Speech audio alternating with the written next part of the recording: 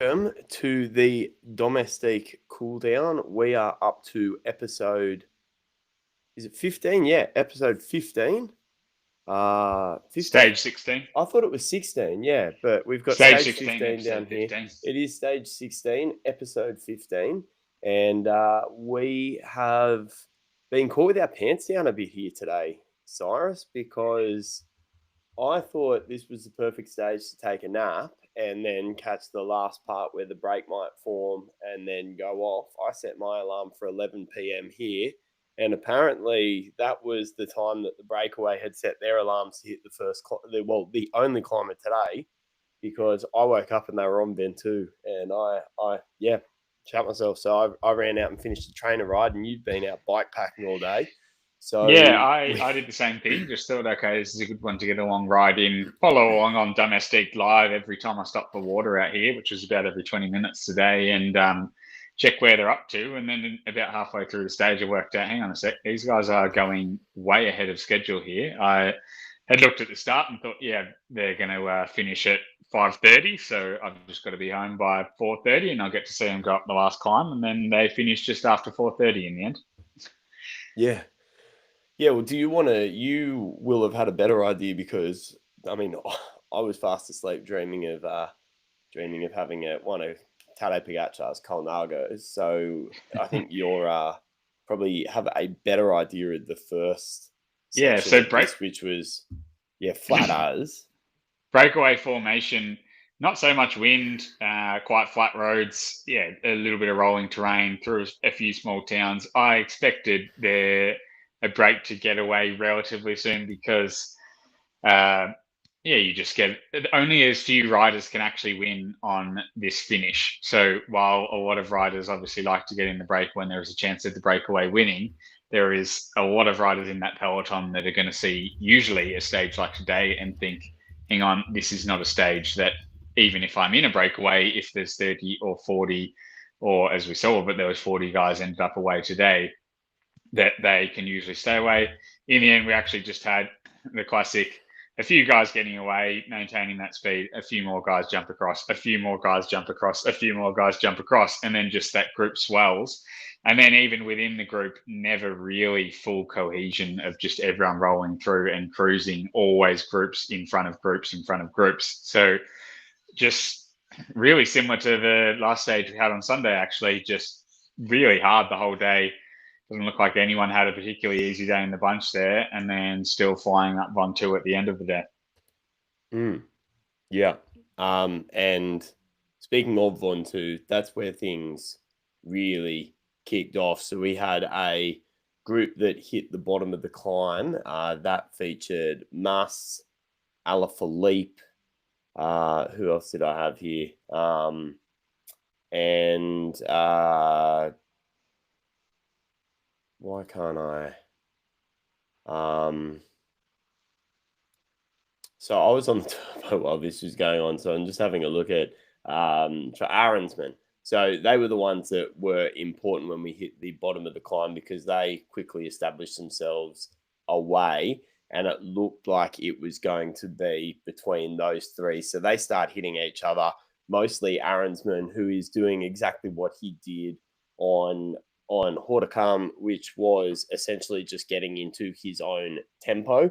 And it looked like he was going for the win again. And it was really exciting. It looked like Ineos has finally found their rider.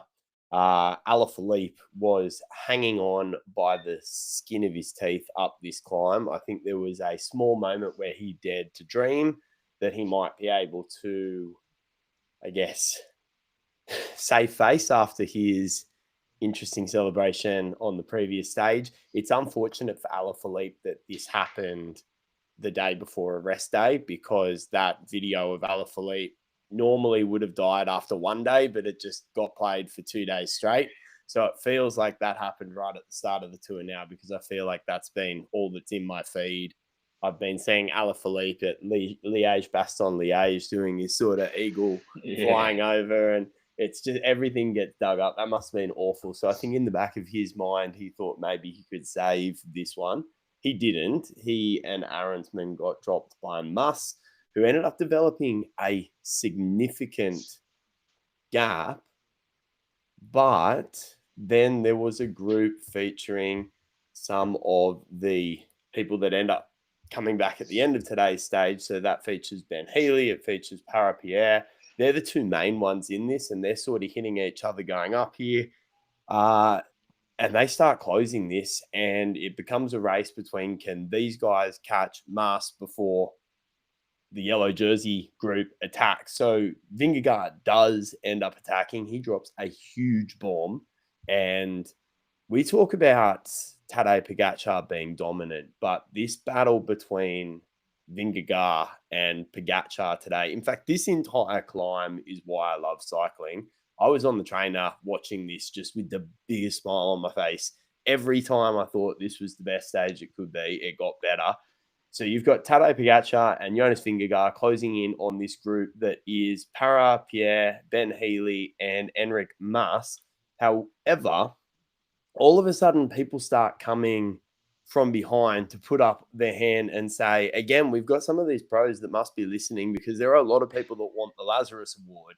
And so you've got Santiago Buitrago comes from nowhere, no idea where he showed up. And then Van Wilder comes back. Again, no idea where he came from. He starts pacing for Paret-Peintre. Ben Healy and Paret-Peintre end up attacking. They go over. I love the finish to this, because the camera from the finish line gets the cyclist sort of as it's almost like a moonrise as they appear over the peak of this climb. And you see Ben Healy and Paret-Peintre going for it. Healy gets in the sprint. Paret-Peintre gets over the top and ends up taking the stage win, which is a fantastic stage win for Soudal Quick-Step, and a big win after their huge blow of losing Remco Evenepoel. And then we've got Tadej Pogacar and Jonas Vingegaard just throwing punches at each other, which was fantastic to watch. And everyone, we put a reel up a couple of days ago about Tadej Pogacar, and man, everyone wants to jump on Tadej Pogacar and say that he's on the gear. There seems to be a lot of people that are very negative towards Tadej Pogacar, but I just couldn't help having a smile on my face watching him. He just sniffs weakness, and you just see him drop half a bike length, and you just know he's going to go here. And he did. Vingegaard was able to follow. Vingegaard then attacked Pogacar. Pogacar attacked Vingegaard. Vingegaard attacked Pogacar. And then over the line, Pogacar manages to drop Vingegaard in the last corner and just takes the sprint finish. I don't care if he's 4 minutes ahead. If every stage ends with those two going like that, if Tadej wins by bonus seconds and ends up getting 5 minutes, this is still going to be a fantastic Tour de France if they're slogging each other like that all stage. So that ends up being it. So the stage is Valentin Paret-Peintre, Ben Healy, Santiago Buitrago, Ilan Van Wilder, and then we've got Poggy and Vingegaard, followed by Enric Mas, who my heart broke for. That would have been his first Tour de France win, which I cannot believe. But yeah, so and then Julian Alaphilippe finishing 8th, Primoz Roglic finishing 9th, and Florian Lipovitz finishing 10th to round out the top 10. There is no change overall in the general classification, but we did have a question about whether Oscar Onley could take the podium. And I think today we saw the cracks in Onley. He's now 2 minutes and 1 second down on Florian Lipovitz, and that's going to be hard to close. And also Primoz Roglic is now within 38 seconds of Oscar Onley for 4th place. Yeah, for me, watching that. And unfortunately, Lenny Martinez has also lost the KOM jersey. He's tied with Tadej Pogacar on 60 points after today. For me, watching that today, the coolest thing is just seeing the two big GC guys, Tadej and Jonas, just throwing punches for essentially no reason. I completely understand Jonas, especially going as early as he did. I thought that was pretty cool, because for me, I said it at breakfast to my fiance. I said, I think this is actually set up for the day where Pogacar can have a shocker and lose 5 minutes. I couldn't have been more wrong, because he looked rock solid all day. But clearly, Visma thought the same thing. And the reason I thought that is just coming back from the rest day.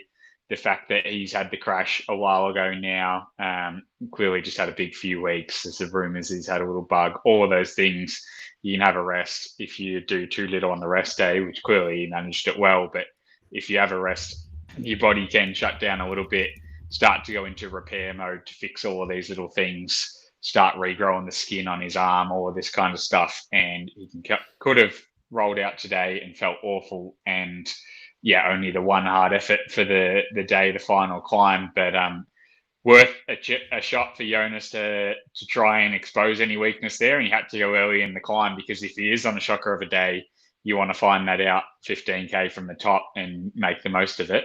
Turns out he was okay, but then just the fact that Tadej then goes, it's almost like he took it personally and said, hang on, no, like all he had to do at that point was follow the whole way to the top. He's got a 4-minute lead. Yep. All the other guys have been dropped. He doesn't care about the stage, and he clearly still didn't care about the stage when he was attacking. But it almost just seemed like he took it personally and said, why are you attacking me? I am still better than you. I'm going to show you that I'm better than you, which is cool to see. That's probably not what's going through his head. I think he just genuinely loves attacking and having fun, and it looked like he was enjoying himself on one of the hardest climbs in France. But awesome for us to watch, to just get that GC battle when, we've seen GC leaders in the past, all he had to do was follow, and he would have been completely excused for following, but he still put on a good show for us. But also, why would you not? Like, you're the best in the world. Why would you? Like, he must be flying on so much confidence, and he knows that he's got the legs to do this. Why would you not? I mean, it's one thing to say, oh yeah, but he's backing it up day after day. He's got the legs to do it. He's flying high with confidence. He's young, he's fit, and he's just the standard. Why would you not? The standard, why would you not, is just that there is some crazy hard days later this week. So you can just think, okay, this is essentially just a cruise for the first half. Obviously, it's still pretty solid, even in the bunch when the attacks are going like that. It's not an easy day, but cruise for the majority of the race. One solid, threshold effort for an hour and a half. It's not exactly an easy effort, but one solid effort at the end of the ride, and then treat it as basically a warm-up for the rest of the week. Make sure he doesn't overdo himself. And the risk there is that he can open himself up with those big attacks, with making it a really hard day to have that crack, which was seen from him before. The thing is, it just looks like with the preparation he's had this year, everything going well, what we've seen of him this year, he just hasn't showed signs of having one of those cracks, and he seems to be recovering quite well. And I think he's just someone, and I think this is true for most cyclists, he just races really well when he's having a good time and having fun. So I think he's almost going to be better if he's just racing carefree, and if he feels good, attack. If he doesn't feel good, follow, rather than overthinking things, trying to be defensive, causing almost more stress for himself in that way, and thinking, could I have even gone then? I don't know if I was strong enough to attack him. Like, there he just leaves it all out there, and then he seems to race better that way, and I'm sure he'll recover better after having a big hit out and still knowing that Jonas could throw everything at him and still not drop him. 100%. And also, he just doesn't, at the end of the day, he only has to be able to do what Jonas does. So if he's attacking, if he's going toe-to-toe with Jonas, anything that he's putting in, Jonas is putting in as well. So it's not like he's draining from the energy resources while Jonas is sitting there refilling the well. It's really a like for like. Tadej going with Jonas, it's Visma-LAB on this climb that were throwing everything at trying to distance Jonas. UAE had pretty much left Tadej by the point that they were a couple of Ks into this climb. There really wasn't that much support for Tadej Pogacar up this climb. Visma had a plan. They had Tej Benoot as a satellite rider that dropped back to throw in a full effort to try and drop Tadej. Then Victor Campenaerts, who was until a bit later going to be my Domestique of the day, does exactly the same thing. UAE haven't spent too many bullets today. I mean, in break formation, it looked like they were doing a lot there, and so that might have been where they lost some of their energy, but For me, there's a fair bit of criticism from some big dogs on the rest day and the last few days over Visma-LAB's tactics. And like, what are they doing sending all these riders in the break? Why are they doing this? Why are they doing this? I think it's so easy to be critical about a team's tactics when they don't actually have the best leader. So everyone sort of applauded the Team Sky train tactics all those years when they had Chris Froome on the back of it, before that Wiggins on the back of it, and after Bernal. But why is every team not just doing this, sit on the front and rip it up the climb? Like, that's clearly the best thing to do. And then in this instance, it's why Visma-LAB putting all these people in the break, and it's just not a good use of energy. Well, if Vingegaard was stronger than Pogacar, Visma-LAB have got 2 or 3 guys in the break each day. Vingegaard drops Pogacar at some point. Visma-LAB have got 2 or 3 guys to pace him the rest of the stage and pick up 4 minutes, where instead he would have picked up 1. All of a sudden they're heroes. We saw it in the Giro not that long ago with Wout van Aert doing it for Yates on the stage that he took the win. Like, it's a pretty reliable tactic that's been done in the past. The thing is, it only works, like almost every tactic, when you have the best rider. Now, it's different when you get these tactical affairs in a breakaway where you've got evenly matched guys. But in the GC battle, when you're racing up a climb like today, you can't fault Visma-LAB for going pretty hard from the bottom. Like, they've got to try at least, and they've got a strong enough team to do this as well. It'd be different if these guys were, like the equivalent to the Quick-Step team that Remco's got around him, where if they do that for one day, they're likely to need to sit out the whole rest of the week because they're cooked from such a big effort. These guys are really quality riders. They're all capable of winning big races in their own right, all capable of backing up day after day when they do these kind of efforts. And I'm sure those guys will be ready to go again tomorrow. And they've got to sit on the team bus each morning and think of a plan of how we're going to beat him. And you can't fault them for trying. The thing is, the leader at Visma-LAB is simply not as good as the leader at UAE at the moment. That's all it's boiling down to. And that's the frustrating thing. It's so easy. And we have, over the last couple of days, been accused of being couch critics. It is so easy to be a couch critic and sit here and say, well, of course, they're doing the wrong thing because what they're doing is not producing results. And so it's easy to say what they're doing is wrong. If it was right, they would be getting results. But one, like you said, Tadej Pogacar is just the best rider in the world, undisputed at the moment, across almost every single form. Like, I reckon he'd have a chance at winning a crit race against some of these guys. Like, he's just that good. But then on the flip side, if they raced the way that UAE is racing and they just had everyone around Jonas at the foot of every climb, UAE has a stronger climbing team and they would get on the front and Visma-LAB would be sitting behind them. It would end up getting whittled away until Jonas was the only guy. And you've got a bunch of guys around Jonas Vingegaard that aren't doing anything. So, yeah, what they're doing isn't necessarily working at the moment, but I would suggest that the other options do not work either. And yes, it's unfortunate that on stage 15, Vingegaard got caught up behind a crash, but that's one of the risks that you take when you try and play around with the formula. And I, for one, at least like the fact that Visma-LAB are playing around with the formula. Something I called for earlier in the year was just for a team to have a go at hitting Poggy. And at least Visma-LAB have come to this race and said, we're going to shake this up and we're going to try a few different ways at trying to see if there's a weakness. And at the moment, there's not a weakness. But I don't think you can fault them for trying. I think what they're doing is fantastic. And today was a really good example of a situation where if the gap between Jonas and Tadej was closer, today would have been a tactical masterclass and everyone would have been standing up applauding them. So, yeah, I agree with that. And also, if Tadej was pulled up really badly from the rest day and was starting to feel the effects of his crash and was like, he doesn't have to be 20% worse. He could have been on a 5% worse day than usual, coming with Roglic and Vingegaard gets that gap and then continues on with it. And yeah, as you said, amazing. I think it's so easy to overanalyze the tactical side of this sport in situations like climbs where it actually largely just boils down to who has the best legs. It's going to be really different in flat races, in classics races. It's again a different story, but for the GC riders, you very rarely see the Giro is probably an exception to that rule and that was a fair enough one to analyse the tactics, but it is pretty rare to see the person that wins the GC of a Grand Tour not actually just the strongest rider in the race. Yeah, and we're talking about Bjarne Riis here.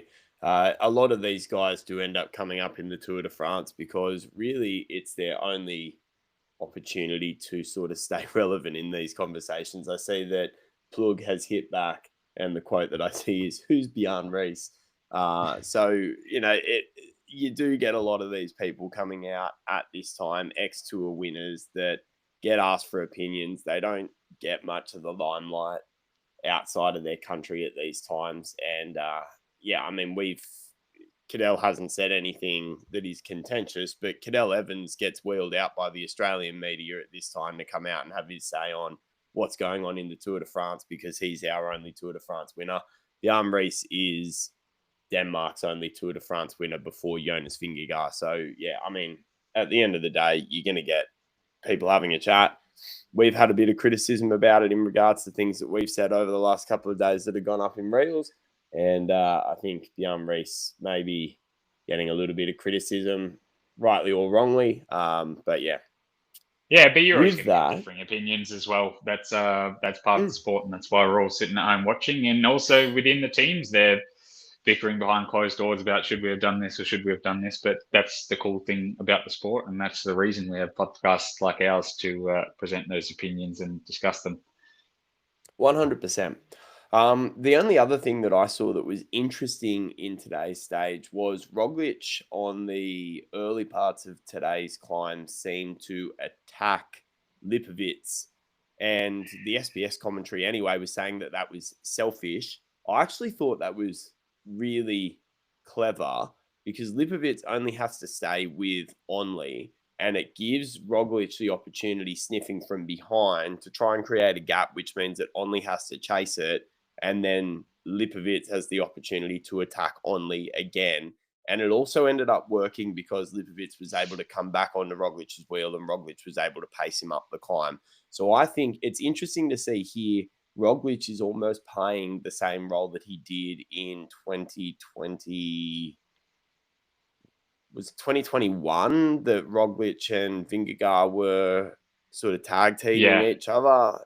It almost feels like, or was it 2023? I can't remember the year, but when Roglic was basically the decoy. It seems like they're playing the same thing again. And I think it's really cool to see, again, Roglic seems to be sacrificing for Lipovic.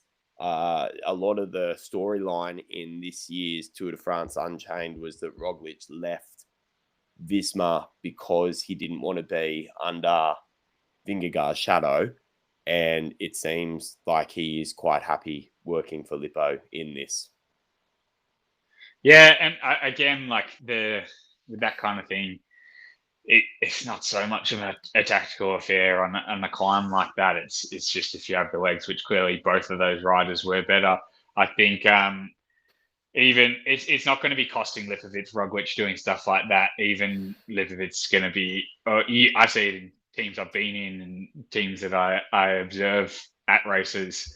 There's always a bit of competition within a team as well, and I don't know the relationship between these guys at all. But the fact that Roglic is up the road at some point, Lipovic might even just use that as motivation to be like, hang on a sec, that's my teammate who I'm ahead of in GC. I need to get up there with him, and I should also be able to stay there with him.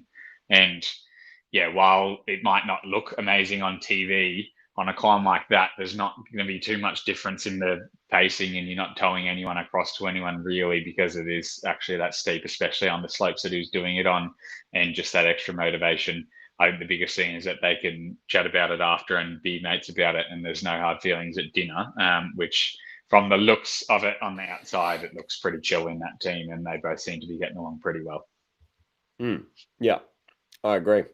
So then we move on to our Domestique of the day, and I think you'll have the same for the Domestique of the day and the Lazarus of the day that I did, I had Ben Wilder as the same, my Ben Wilder. Domestique Yeah. today. And Just, he I was think, also my... to provide some context to just like how hard that is when you've been dropped and like you're getting that high already. Like it's not a huge altitude at the top of 1-2, but it's enough. And just the fact you've been working that hard to go to, he knows full well he has no chance of winning, because even if he gets back, he's completely spent. And those three guys are just stalling in front, waiting to sprint at the end. But to just dig that deep to get back and just ride on the front for his teammate, and that's purely a selfless thing as he's drawing his way back to that. And then also that, I think, is the difference in the stage, because if he doesn't come back, there's more of a chance Healy uses that lull to launch earlier. Healy looked like he was the strongest of those three guys at the end. If he goes from 800 out full gas, I think he wins that stage. It's just the fact that Ben Wilder doing that turn meant Healy waited a little bit longer, and that gave Paret-Peintre both the chance to be close enough to go for it, the confidence, and then I was listening to the French commentary here, but the Frenchies going absolutely wild for a French win on top of 1-2, which is good to see, and we honestly need that for the race to have a French winner occasionally. I think also on top of that, having a teammate that comes back, I think at this point, Paret-Peintre would be sitting there with a lot of self-doubt. Healy has looked stronger. He's had a few hits at him that he's only just been able to bring back. I think at this point, he would have been waiting for Healy to hit him and to come second on the stage. And with Ben Wilder coming back, I reckon there would have been a bit of a chat over the shoulder, like, come on, we got this. And then having your teammate have that self-belief in you that you can do this would potentially be enough to just find that extra bit in the legs. And it literally was just like an extra bit in the legs that kind today. of thing's huge, because until that, when it's just those three, it's just all the things going through your head at that point is, this guy is better than me. He's going to beat me like this. Like, I'm going to do everything I can, but at the end of the day, this guy probably deserves it. He's better. And when you've got a teammate there that just completely sacrifices for you, it's, hang on, this isn't just for me anymore. Like, you've got a director screaming in your ear, but you got a director screaming in your ear the whole race. But this isn't just for me anymore. My teammate's just completely burned himself to come back here and ride the front for me. I can't be selfish and just sit up and pull in, even if this guy is better than me. I got to do this now. So those little differences can just, make a massive difference in getting yourself over the line. Totally. And for that, Van Wilder also gets my Lazarus of the day. There were a few. Enric Mas was looking like he might get it before Van Wilder came back. And then I was going to give it to Santiago Petrago for coming back. But Van Wilder gets it for me today. Yeah, and given I watched so little of the race, he was the only one that I actually saw in major difficulty to actually come back, and that wasn't just popping up randomly on the Domestique live, because riders were just changing groups throughout the whole day, and it was a very hard race to follow. Yeah. So then we go to the dickhead of the day. I had one that, again, was a spectator, and I don't want to give too much to it. I've done a little bit of research behind this because I was able to actually see what the sign was, but it was when Jonas was attacking Poggy, and he came around a corner, and a spectator was on the road with a big canvas sign that he was waving, looking at the motorbike camera, trying to get his sign on television. So it wasn't a sign for the fans, it was a sign literally for the television. Now, I've done a little bit of research into what the sign is, and it looks like it is for a company. So he's trying to get some free advertisement for his company, and in trying to do that, he's almost brought down Jonas Vingegaard in one of his attacks. And I'm not going to say that was the difference in the stage, but Jonas has had to go wide to avoid that at a point where he's trying to attack. You try and avoid something, which means you take your feet off the pedal for a second. That is potentially, like, Jonas has measured that as his opportunity to attack, and that has not happened.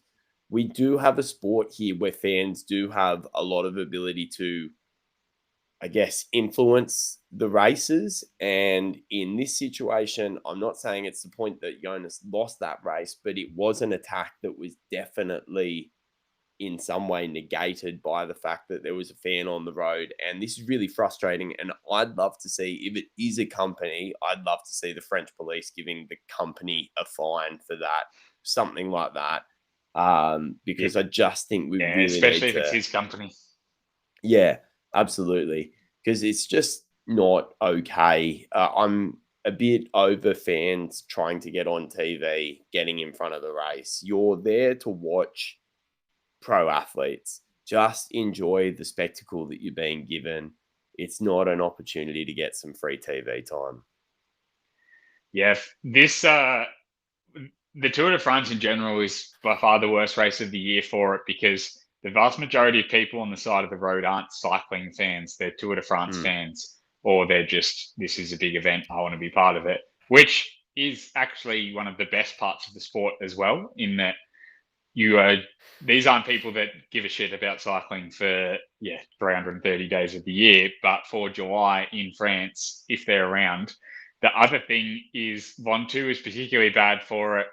Everyone will remember the Chris Froome running up it before, and that's the motorbike got in his way, but it was just the fans blocking the motorbike as well, and it looked pretty similar today as well in terms of just fans just walking right out on the road. The reason Ventoux is always really bad for it is because this area especially is just, for at this time of year, just full of holiday goers from all over the place that just hang around there, drink beer in their campsite all day, and watch their kids jump in the pool. But they're basically, this is their one day where there's something going on. When Ventoux is, the tour goes up Ventoux, they go up there 10 a.m. before the road gets closed off. They sit there with a carton of beer, I can't even say it, 1664 beer, the French national beer, and they will just polish that off, get to 4 p.m. when the race comes past. Today it was ridiculously hot. So these guys are just completely dehydrated, wasted, drunk. And then, it's just a recipe for disaster, because they just do not give a shit about, at that point, about the cyclists at all. Before, they didn't give a shit about the cyclists. They maybe know 3 people in the race. So the reason that it's happening so much here, and you don't see any, and the Belgians absolutely hate this, because if you go to Belgium, everyone at Tour, not everyone, but the majority of people at Tour of Flanders, or the Spring Classics, Game, whatever it is, they're cycling fans, because Belgium are mad for cycling. They know cycling. They don't want to influence the race whatsoever. They want to see a good, fair race. That's what they care about. The people on the side of the road on these stages are just not cycling fans. They're just tourists who happen to be there and want something fun to do. So, it's frustrating. They're getting better in terms of the fines are way bigger now. Like, the fact that we can find these people so easily just because they're mates or someone that knows and dobs them in, because everyone sees it on social media, because everyone's taking a video of it with their phone on the side of the road.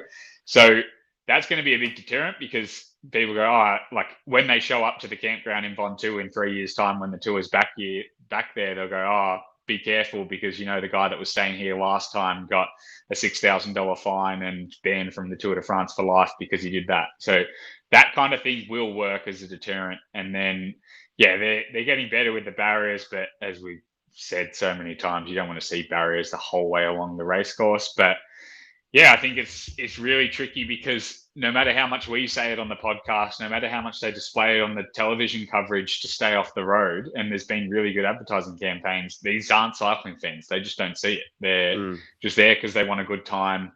A lot of them don't even speak French. So when you have the publicity caravan coming up saying, please stay off the road, they're just random Dutchies and Germans there on holidays. So that's the reason for it. There's no excuse whatsoever. Just stay off the bloody road. Like, you just do not go on the sporting arena in any other sporting event. But that's why we have to cop it. I think you're right, and the fines do make a difference. The similarity, or something that might give some hope. In Australia, we've got cricket's one of our biggest sports, and in like the 1990s, streakers were a huge thing. I remember going to the cricket so many times as a kid, and if people listening are not familiar with what a streaker is, it is someone who, for whatever reason, decides that the best thing that they can do at a sporting event is to take all of their clothes off and run onto the field. And the organisations around cricket in Australia started slapping huge fines on it, lifetime bans if you went to the field to play, and it's just not a thing anymore. Now, you can't ban someone for life from a cycling event, but giving them a big fine and making it a really expensive day out if you do something stupid to interfere with the race is an incentive to stop it. The only problem is you've got such large crowds. Like, we're watching, crowds 5 people deep going up Mont Ventoux today, right on the road, to a point where it was looking difficult to attack at some points because the crowds are so closed in. But at the same time, for the most part, it goes without incident. I just can't think of anything worse. There was a point where a Slovenian guy with a flag was running along next to Tadej Pogacar. And if he's been drinking all day and you're going up Mount Ventoux and you're right on the limit and you've got some guy yelling at you, just beer smell coming out of the mouth, I can't think of anything worse at that point. The Gruppetto love it because they're getting pushes from them the whole time. They're not going to be lots of wheelies and stuff in the race, but yeah, they're not going to be drinking beers, but they're going to be getting a push and getting a free can of soft drink or whatever off the side of the road. And for them, it's great. But if you're actually concentrating on doing your job of winning the Tour de France and have that kind of stuff going on, then yeah, very much a pain in the ass. So before we move on to the tomorrow's stage and our predictions, there are a couple of questions. Again, something that we're just asking. I'm putting up a story each day, so if you've got questions, chuck them in. Healy has asked what's up with the tape that we're seeing on some of the riders' noses. Now, I think I can take this one. My understanding is that is a bit like when my wife was telling me that I was snoring too much, and so I went and got some sinus tape. It just opens up your sinus passages to allow you to breathe more effectively, I think. Is that correct, Cyrus? Yeah, that's the idea. But for the vast majority of people and cyclists, you're not breathing through your nose at all when you're exercising at a high percentage of VO2 max. So really doesn't actually make any difference. Don't feel like you need to go out there and spend money on it.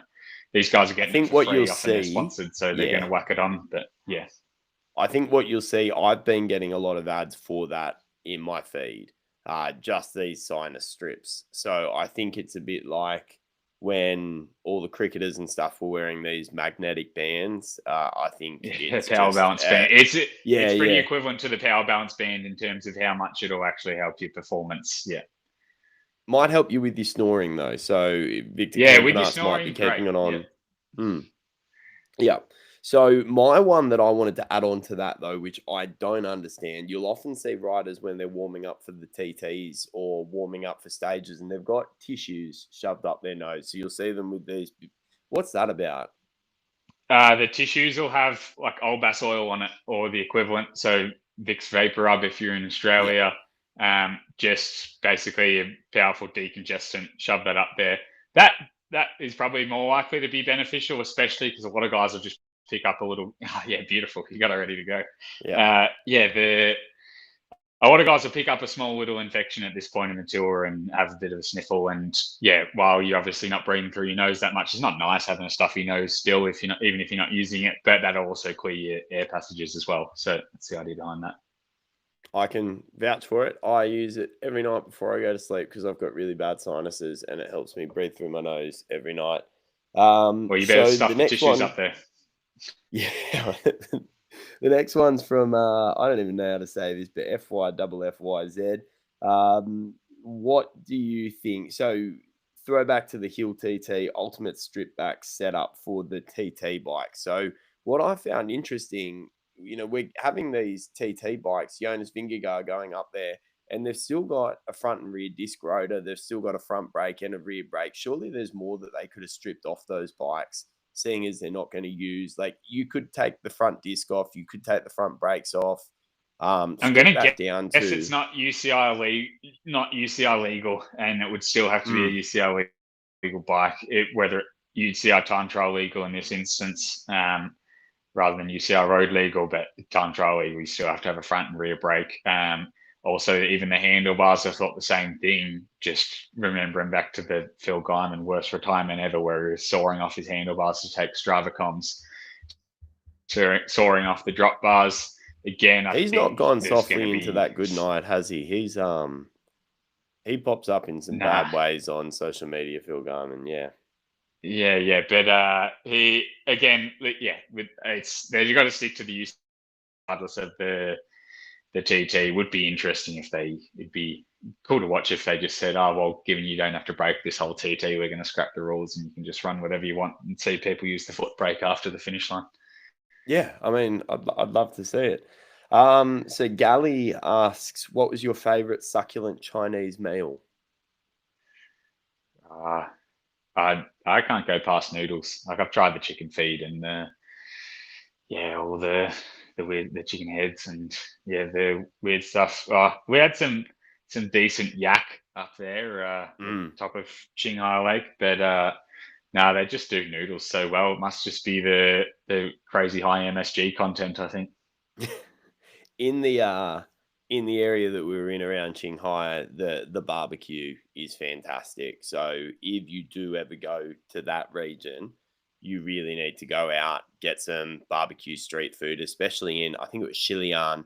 They've just got street vendors and big restaurants out on the street that you can go to. Cyrus, you probably didn't get to enjoy this so much, but yeah, our team's just been banned from using the street vendors because we're so paranoid about clenbuterol, which is, for anyone that doesn't remember, the Contador steak was supposedly tainted with clenbuterol and a few other riders since. And I don't know how much of that is actually true, but regardless, we're not allowed to eat any meat that we're not 100% sure where it came from. Fair enough. Well, I can vouch for at least the flavor of it. They do a really good barbecue. And the funny thing in China, normally what I do is the more red something looks, the more dangerous it is because it's going to be quite spicy. But a little hot tip, it didn't seem to be the case in China. Just because something looks very red does not mean that it is as spicy as you think. So don't feel like you have to give that one a miss. And the last question is from Chris Rides Mountain Bike. Puh, yuck. But he asks who's going to win stage 21. Now, we seem to have Cyrus popping in and out because he's gone to the mountains at the moment. But my tip for stage 21 is the current green jersey holder. I can't go past Jonathan Milan. Nah, you're right. So Chris has asked who wins stage 21. Looking ahead, I think this is because Wout van Aert's come out and said that he's going to be trying to win stage 21. I think it's Milan.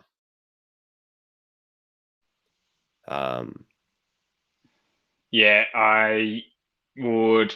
The reason I was so annoyed about not the only reason, but I would have loved to see the Olympic champion come out on Montmartre and try and do a repeat of last year, but unfortunately he's not in the race anymore. I've discussed that one enough. So I think it is going to be one for the sprinters still.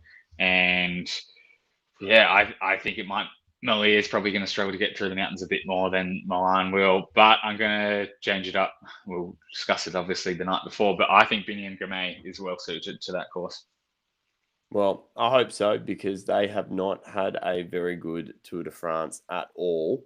The only time I saw Intermarché in today's stage was when Paret passed the bottle off to Vauquelin up the climb, which I thought was quite cute. A little Frenchie helping out another Frenchie to try and stay in contention. But unfortunately, it didn't help because Vauquelin has dropped further down the standings and is now at 15th, which is a bit of a shame for RKO BNB. But I think he was above expectations. He is still far and away in third place, about 4 minutes ahead of Ben Healy. But yeah, a bit of a shame for RKO. I think they might have dared to dream for a brief moment. So that brings us on to the next stage, which is Bolen to Valence. And this is 160.4 kilometers. This one, I think, is going to go at a real clip. What do you reckon? Yeah, looking at how it's been the last few days, there's just so many riders are recovering so well now, deeper into the tour, that it used to get to this point, and probably not so much. It's been slowly evolving, but back in in the day when I was watching, there'd be 20 or 30 riders at this point that actually had anything left, and 10 of them were on GC. So you'd see the same guys in the break each day. They'd roll off pretty comfortably, and then those guys would fight it out. The thing, we just see like 70 or 80 guys still absolutely firing and super hungry each day. Obviously, a lot of teams have completely missed out for the tour so far. So much motivation for these breakaways. It's just nothing's going easily. So I think it's going to be another one, massive fight for the break, and just whether there's actually a break that everyone's happy with, or it just kind of hovers at that 1 minute mark the whole stage and comes back together, is the tough one to pick. Yeah. This would have been one that I think would have suited an MVDP type guy, but something that we haven't talked about is MVDP is now out of the Tour de France. So that is a shame, because I think he would have lit this stage up. I think, speaking of people that might look at targeting it, I think Wout van Aert would be looking at this as a potential stage that he could get onto. And someone else who's looked like they've tried to have a crack at these stages and hasn't necessarily been successful today. I think Alaphilippe might have a go at getting in a breakaway here and trying to snag a win here. So who would be your tip today? It's a pretty simple stage. There's a sprint early on, and then obviously the sprint points at the end, which honestly, I don't think there's much to play for here, because Milan is so far ahead of everyone except for Tadej Pogacar. So Gourmet may be going for the stage win because it would be important for them. But yeah, aside from that, it's just a Cat 4 and a Cat 4. They're not tough climbs. What do you reckon? Yeah, it's hard to see which teams are going to completely control the whole day. Trek can try for the sprint, but they're also likely to just throw Stuyvens or someone like Tom Scoinch in the break and have them sit there and try and pick off the stage win at the end. Quinn Simmons as well. So I don't see them doing the tactic of just controlling the whole day for a sprint when they can just chuck some guys in there. For me, I think it's going to be the fast guy that can get in a group of 20 or 30 and fight it out. So for the Aussies, I want to see Caden Groves get up. He's going to be completely free now. No Van der Poel, no Philipsen. This is a big chance. And I think if it ends up being even a little bit more selective, then Fred Wright would be my pick, because he seems to love these kind of stages where it's just strong guys and he's got a good kick on him at the end as well. Oh, yeah. Sorry, I'm about to sneeze. Simmons is one that I think will be in there, but just based on how he's going, I'm loving the way that Simmons is racing at the moment. I think he is animating almost every stage. I was surprised not to see him in the breakaway today, to be honest. He's just really enjoyable to watch, and I am very much enjoying seeing him just light up this Tour de France. But he's just doesn't seem to have the tactics dialed in yet to be able to get that, and he'll either nail that on this stage, or I think he'll be in the breakaway. It's just whether he's able to nail that. But yeah, he would have skipped it today just because of the like I touched on at the start. It's just, even if he gets in a great break today with 10 guys, he can't win on today's stage just because of that climb, as if there's any other climber. So tomorrow's way better for him. I think he's just, at the moment, he seems so desperate to win. Even the interviews he's pulling out, like, you can tell he just really wants it. And that often makes it harder, because he's, as we've said a few times on this podcast, you've got to be prepared to lose to win. And he just wants to win so much at the moment that he's just trying to do everything in the break. So if he cracks a win, then he will have the confidence for the rest of the year, and he'll go out and win 6 or 7 races whenever he wants to. It's just a matter of cracking it and then having that pressure off, I think. Totally. Well, honestly, I hope for his sake that he can get the win tomorrow, because he has so far been one of my favourite riders to watch this Tour de France. But I'm going with my heart, and I'm saying Wout van Aert for tomorrow from the break. He would be a popular winner, yep. Yeah. All right. With that, I think it's time for me to get back into bed, and I think it's time for you to get some food into you and put your feet up, I guess. Yeah, I need a feed, that is for sure. I ended up with 7 hours in the mountains today, got a bit carried away, but tomorrow I will be back to base, and I will have some better Wi-Fi, so all good. And I'll actually be able to watch the stage rather than be out riding around the mountains myself. It's a hard life for you, isn't it, Cyrus? Yeah, it's very, very tough. Someone's got to live it there. Yeah, that's it. All right. Well, thank you for your sacrifice. I'll see you on here again tomorrow. Beautiful. Thanks for listening, guys. Yeah. Oh, and actually, one thing before we go, I did get a bit of a tip off. Ben Healy is often one that shares his power data, and Ben Healy obviously coming second today. If you are at all interested in seeing a pro cyclist power data analyzed, Luce will likely be doing an analysis on the Domestique page of Ben Healy's power data today. So yeah, fingers crossed you see that coming in. He did Johannesson's on Hautacam when he came fourth, and I think it will be really interesting for those who are skeptical about the numbers, which we've seen quite a few people coming out. Have a look at Luce. He might either settle some of your concerns or only raise them depending on where your confirmation bias sits. It seems that people that are convinced that this is a thing, everything just seems to confirm it. So yeah, a lot of people yelling at clouds in my Instagram feed at the moment. I rode past the circus in the mountains today, and I looked inside and thought that must be the comment section of our latest Instagram reel, because there were clowns everywhere. Yeah, it's been I've just stopped bothering. So yeah, anyway, with that, we'll see you guys. But yeah, jump over and check out Luce. He's doing some good work. I'm gonna go to bed, so catch you later, Cyrus. Cheers, catch up.